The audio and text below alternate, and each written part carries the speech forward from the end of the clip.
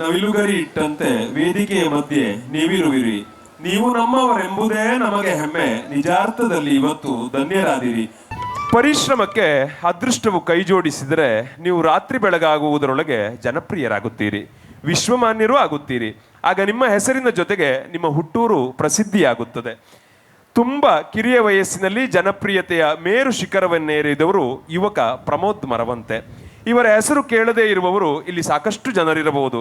ಆದರೆ ಇವರು ಬರೆದ ಕಾಂತಾರ ಸಿನಿಮಾದ ಸಿಂಗಾರ ಸಿರಿಯ ಹಾಡನ್ನು ಕೇಳದವರು ಇಲ್ಲಿಲ್ಲ, ಮೆಚ್ಚದವರು ಇಲ್ಲಿಲ್ಲ.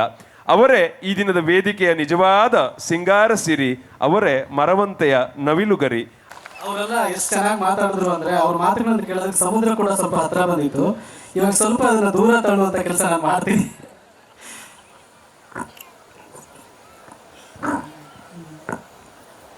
ಮಾತಾಡುವ ಮಂದಾರವೇ ಕಂಗೊಳಿಸಬೇಡ ಹೇಳದೆ, ನಾನೇತಕ್ಕೆ ನಿನಗೇಳಲಿ, ನಿನ್ನ ಮೈಯ ತುಂಬ ಕಣ್ಣಿದೆ, ಮನದಾಳದ ರಸಮಂಜರಿ ರಂಗೇರಿ ನಿನ್ನ ಕಾದಿದೆ, ಪಿಸು ಮಾತಿನ ಪಂದ್ಯಾವಳಿ ಆಕಾಶವಾಣಿಯಾಗಿದೆ.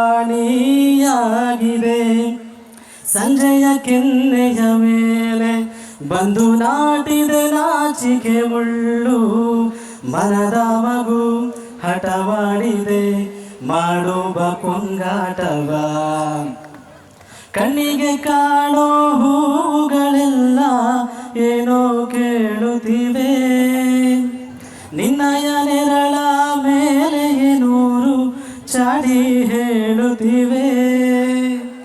ಏ ಸಿಂಗಾರ ಸಿರಿಯೇ ಅಂಗಾಲಿನಲೆ ಬಂಗಾರ ಅಗೆವ ಮಾಯೆ, ಗಾಂಧಾರಿಯಂತೆ ಕಣ್ಮುಚ್ಚಿ ಹೊಂಗನ ಸಾರಸೋ ಛಾಯೆ.